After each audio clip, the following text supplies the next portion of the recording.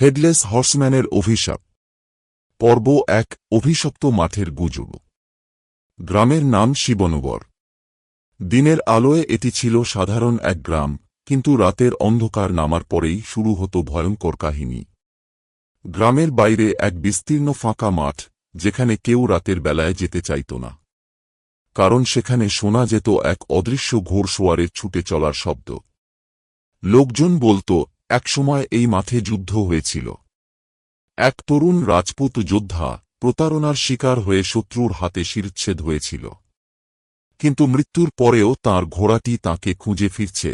আর যারাই সেই ভয়ঙ্কর হোর্সম্যানের গ্যাল্পের শব্দ শুনেছে, তারা সকালে মাথাবিহীন লাশে পরিণত হয়েছে। এক রাতে অর্ণব নামের এক যুবক বন্ধুদের চ্যালেঞ্জ নিয়ে সেই মাঠে গেল। তার বিশ্বাস ছিল এসব শুধুই কুসংস্কার।